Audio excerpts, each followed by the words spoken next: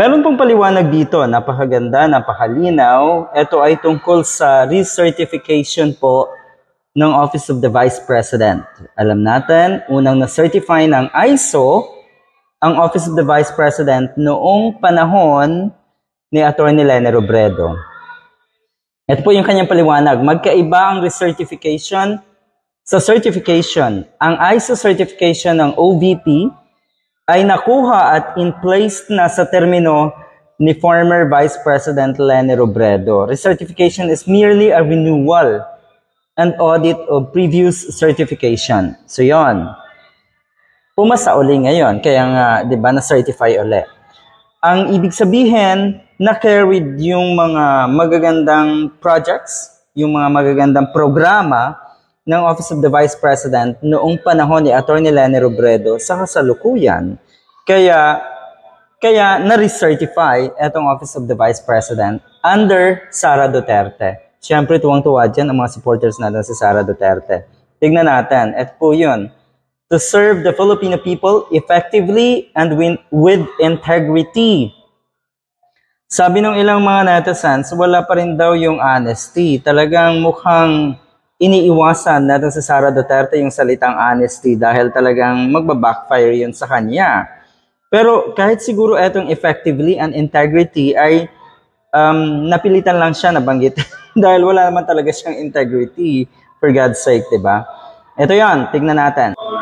Vice President Sara Duterte says the ISO recertification of the Office of the Vice President shows their resolve to serve the Filipino people effectively and with integrity. Marami sa comment section na itong article na ito ang syempre nagpapakita ng suporta. Maraming comment of support.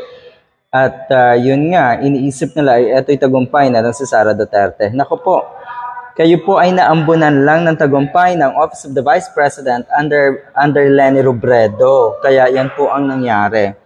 Tignan natin ang ilang reactions ng mga netizens tungkol dito. Tignan natin. Ito po ang ilang reactions. Ito po ang ilang komento ng mga netizens. Si former Vice President Leni Robredo ang unang nagawa niyan. Latak pa ng achievement.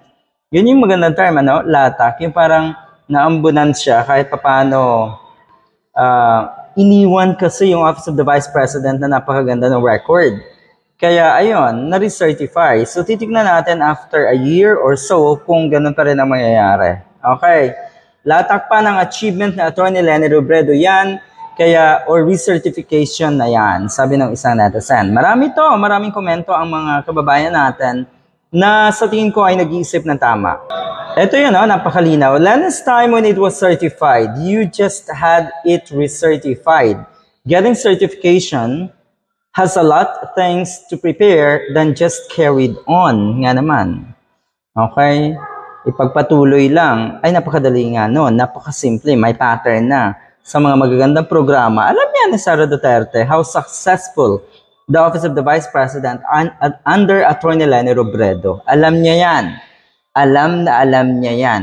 Kaya nga yung tipong kumpiyansa siya na maging madali ang kanyang trabaho. Totoo yan. At sino ang susunod halimbawang Vice President?